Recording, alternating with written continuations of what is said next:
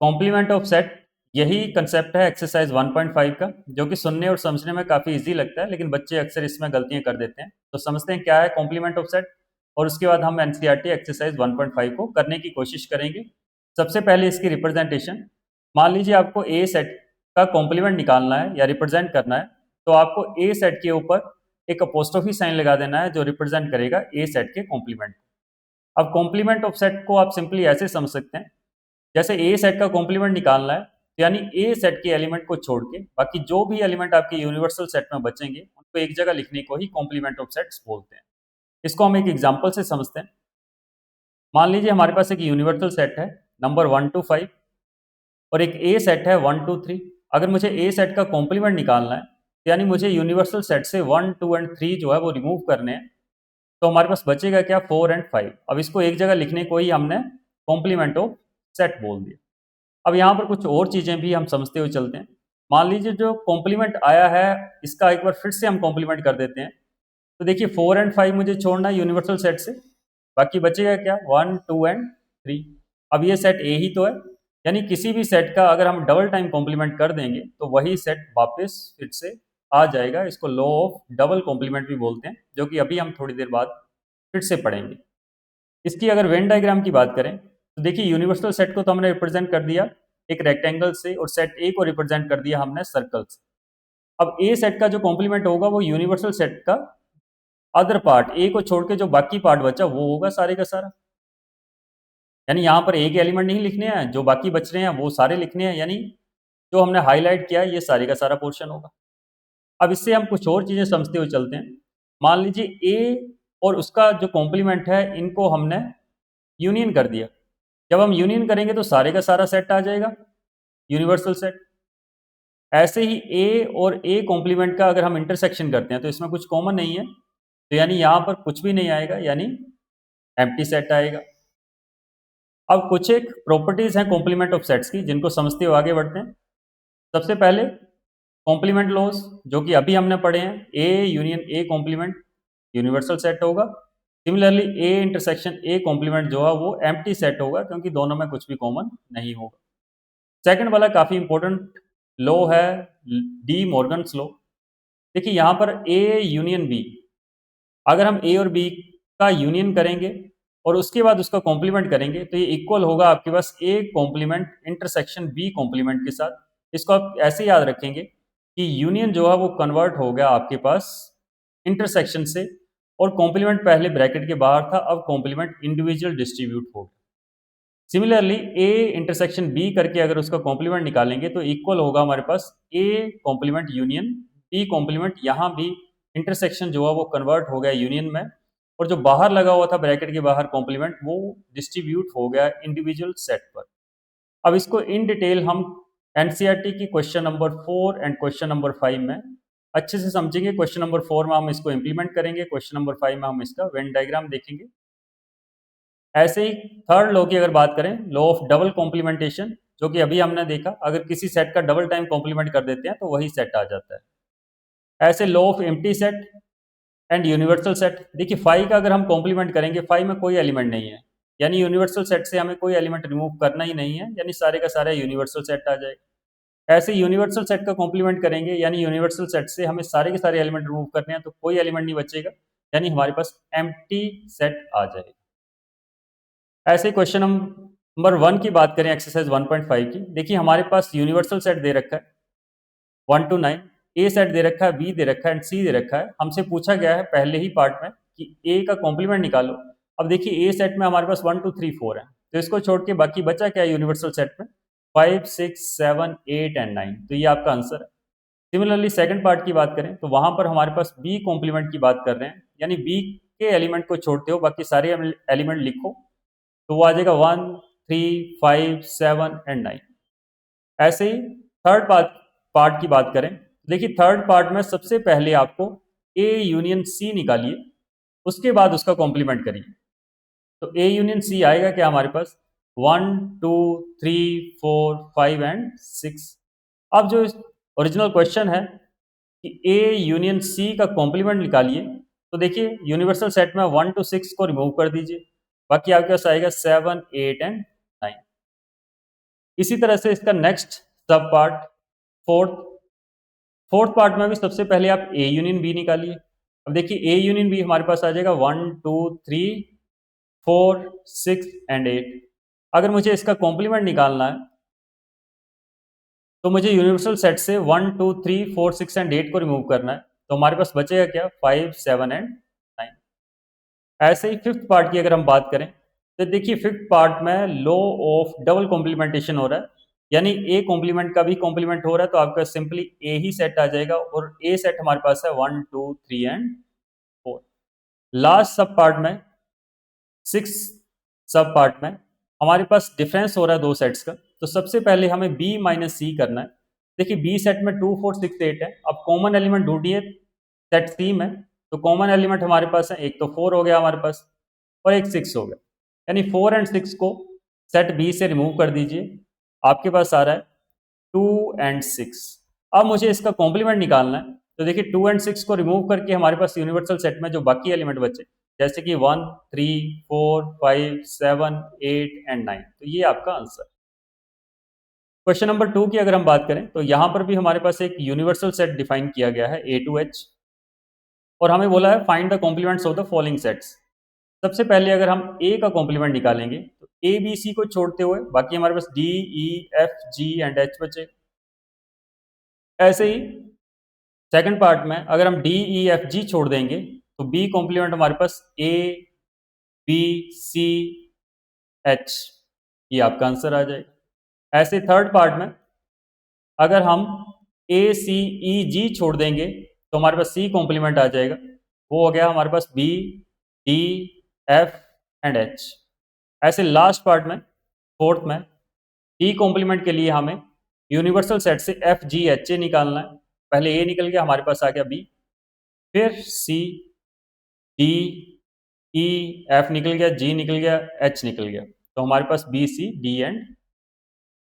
ऐसे question number 3 की बात करें तो क्वेश्चन नंबर 3 में हमारे पास यूनिवर्सल सेट जो है वो नेचुरल नंबर है, और हमें बोला हुआ है इनको एज अ ट्रीट करिए नेचुरल नंबर को एज अ यूनिवर्सल सेट, और जो गिवन क्वेश्चंस हैं इनके कॉम्प्लीमेंट निकालिए। तो देखिए सबसे पहले फर्स्ट पार्ट में x is a even natural number, तो इसका कॉम्प्लीमेंट क्या आएगा हमारे पास, सारे के सारे ऑड नेचुरल नंबर्स।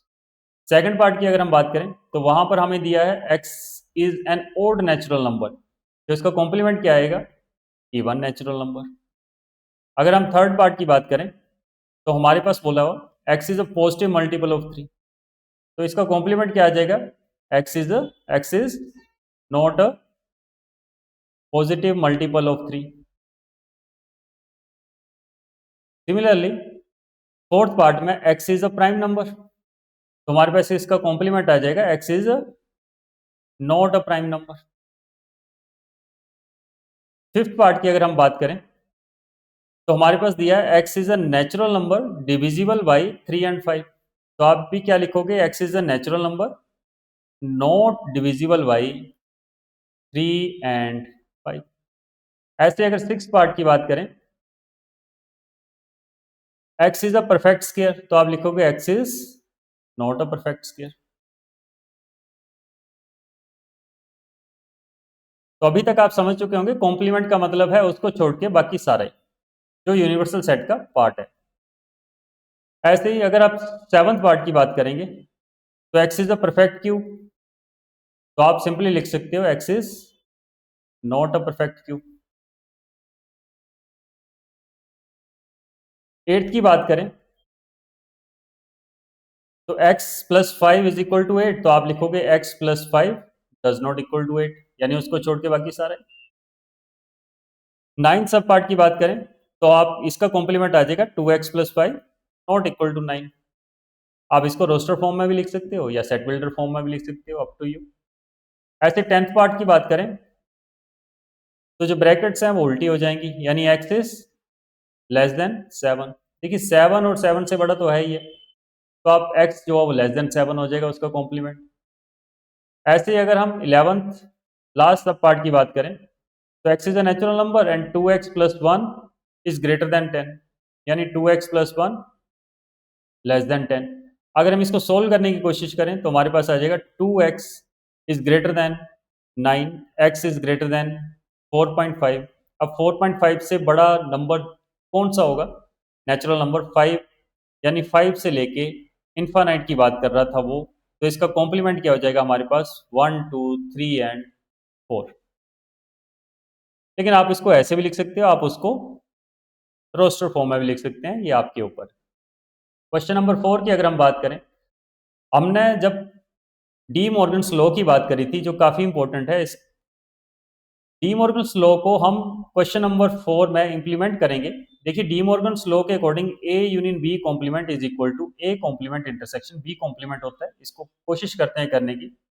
पहले पार्ट में हम एलएचएस अलग से सोल्व करते हैं, आरएचएस अलग से सोल्व करते हैं।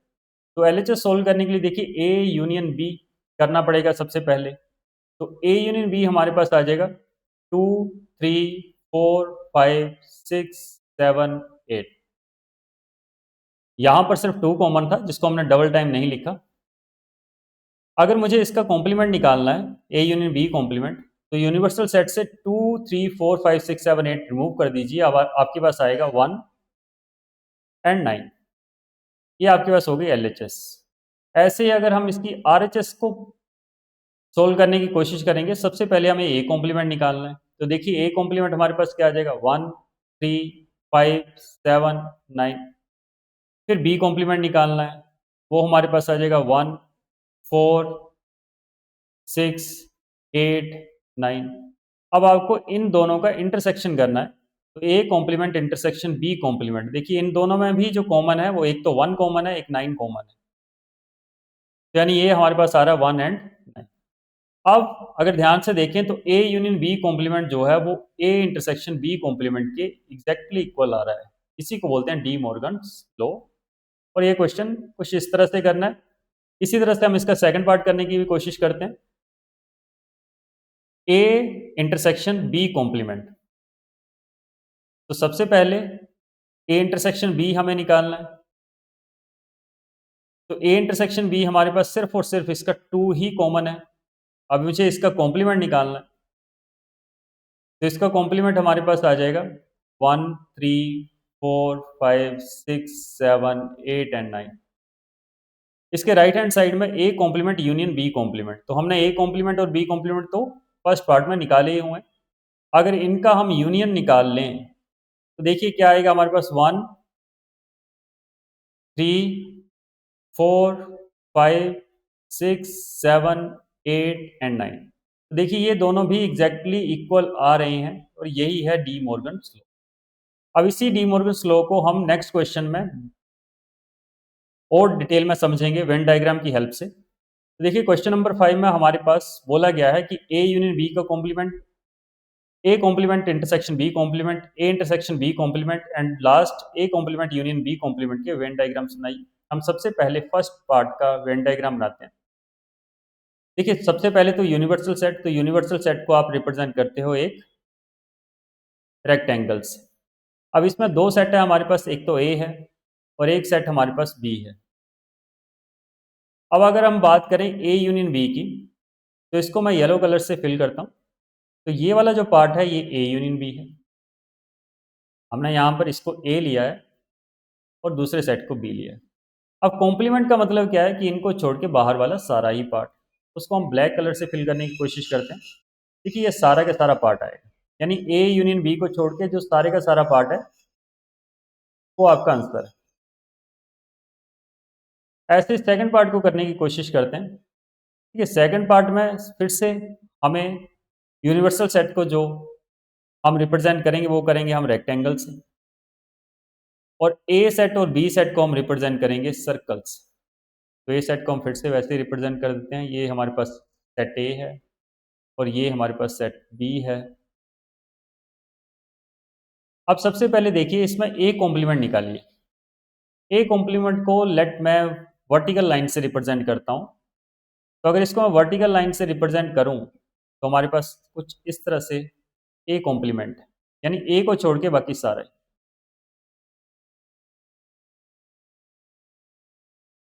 बी कॉम्प्लीमेंट हम रिप्रेजेंट करते हैं हॉरिजॉन्टल लाइन से, तो यानी बी को छोड़ के बाकी सारा है।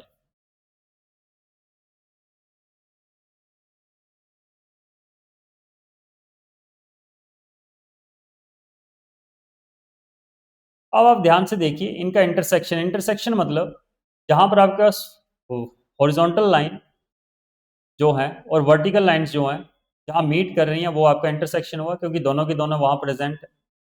तो वो भी आपके पास क्या आ रहा है, वो भी आपके पास ये बाहर बाहर वाला सारा ही पार्ट आ रहा है ए और बी को छोड़ते हुए। तो ये इसका वेन डायग्राम हो गया आपके पास, A complement intersection B complement. अब ध्यान से देखिए जो पहले दो पार्ट हैं वो एग्जैक्टली सेम ही तो है, यानी A union B complement is equal to A complement intersection B complement, और यही है आपके पास डी मॉर्गन्स लॉ। सिमिलरली जो थर्ड पार्ट है और फोर्थ पार्ट है इनको भी करने की कोशिश करते हैं। ठीक है, थर्ड पार्ट में सेम आप सबसे पहले यूनिवर्सल सेट बनाएंगे। यूनिवर्सल सेट को हमने रिप्रेजेंट कर दिया रेक्टेंगल से, एक सेट ए है और एक सेट आपके पास बी है। हमारे पास यहाँ सबसे पहले ए इंटरसेक्शन बी निकालना है, तो ए इंटरसेक्शन बी ये वाला पार्ट होगा जो दोनों में कॉमन है। अब कॉम्प्लीमेंट का मतलब है कि इसको छोड़ के जो कॉमन पार्ट है इसको छोड़ के बाकी सारा ही पार्ट, यानी आपके पास रिक्वायर्ड डायग्राम जो है वहाँ पर इंटरसेक्शन को छोड़ के बाकी सारा ही पार्ट आएगा। ये आपके पास इसका वेन डायग्राम। यहाँ पर हमने छोड़ा क्या, यहाँ पर हमने जो येलो मार्क है ये छोड़ दिया है, बाकी सारे का सारा आपके पास रिक्वायर्ड डायग्राम है। ऐसे फोर्थ पार्ट की अगर हम बात करें तो उसका भी एग्जैक्टली सेम ही आएगा। सबसे पहले हमें एक यूनिवर्सल सेट रिप्रेजेंट करना है रेक्टेंगल से, फिर हमने एक सेट ले लिया ए, सिमिलरली हमने सेट ले लिया बी। सबसे पहले ए कॉम्प्लीमेंट, तो हम ए कॉम्प्लीमेंट को रिप्रेजेंट करते हैं वर्टिकल लाइन से, यानी ए को छोड़ के बाकी सारा ही। सिमिलरली बी कॉम्प्लीमेंट को हम रिप्रेजेंट कर देते हैं हॉरिजॉन्टल लाइन से, यानी बी को छोड़ के बाकी सारा ही। अब यहाँ पर हमें निकालना है यूनियन, तो यूनियन का मतलब होता है जहाँ पर कोई भी, चाहे वो हॉरिजॉन्टल लाइन हो चाहे वो वर्टिकल लाइन हो या दोनों की दोनों हो, वो सारा ही पोर्शन हमें लेना है। तो यहाँ भी देखिए हमारे पास जो फाइनल आंसर आ रहा है वो सिर्फ इंटरसेक्शन वाले पार्ट को छोड़ के बाहर बाहर वाला सारा ही पार्ट आ रहा है। तो यानी थर्ड वाला पार्ट जो है वो फोर्थ वाले पार्ट की तरह एग्जैक्टली सेम वेन डायग्राम बन रहा है, यानी हमारे पास A intersection B complement is equal to A complement union B complement है, और इसी को हम बोलते हैं डी मॉर्गन्स। ये काफी इंपॉर्टेंट क्वेश्चन है, इसमें बच्चे अक्सर गलतियां करते हैं। नेक्स्ट सिक्स पार्ट की बात करें, सिक्स क्वेश्चन की बात करें, देखिए हमारे पास बोला है you with the set of all triangles. सारे के सारी ट्राइंगल्स जो हैं इसको हमने एक यूनिवर्सल सेट ले लिया। A is a set of all triangle with at least one angle different from 60।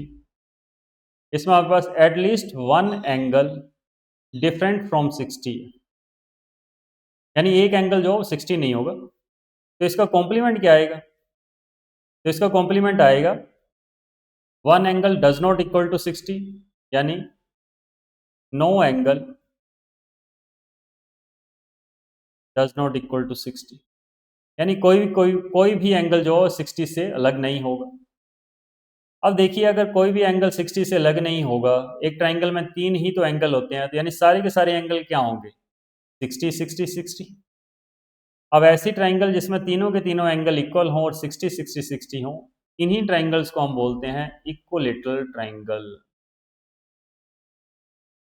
यानी आपके पास ए सेट का कॉम्प्लीमेंट आएगा इक्वलेटरल ट्राइंगल, जो काफी अच्छा क्वेश्चन है। नेक्स्ट क्वेश्चन की बात करें सेवंथ की, जो लास्ट क्वेश्चन है इस एक्सरसाइज का, इसमें हमारे पास कुछ एक ब्लैंक स्पेस दिए हैं जिसको हमें फिल करना है। देखिए ए यूनियन ए कॉम्प्लीमेंट हम इसको पहले भी कर चुके हैं, यूनिवर्सल सेट आएगा। फाई कॉम्प्लीमेंट इंटरसेक्शन ए, तो फाई कॉम्प्लीमेंट हमारे पास यूनिवर्सल सेट आता है, उसका इंटरसेक्शन ए के साथ करोगे तो ए ही आएगा। ए इंटरसेक्शन ए कॉम्प्लीमेंट इसको हमने पढ़ चुके, इसमें कुछ भी कॉमन नहीं है तो इसका आंसर फाई है। फाई यूनियन कॉम्प्लीमेंट जो है वो ये फाई तो है, तो फाई का इंटरसेक्शन करोगे ए के साथ तो कुछ भी कॉमन नहीं आएगा, यानी इसका फाई ही तो आंसर आएगा। तो ये कंसेप्ट था आपका कॉम्प्लीमेंट ऑफ सेट्स का और एक्सरसाइज 1.5। इसका नेक्स्ट लेक्चर में हम मिसलेनियस एक्सरसाइज को डिस्कस करेंगे और उसके बाद हम कुछ एक प्रीवियस एनडीए और जेई मेंस के कुछ क्वेश्चन हुआ उनको डिस्कस करने की कोशिश करेंगे। Thank you.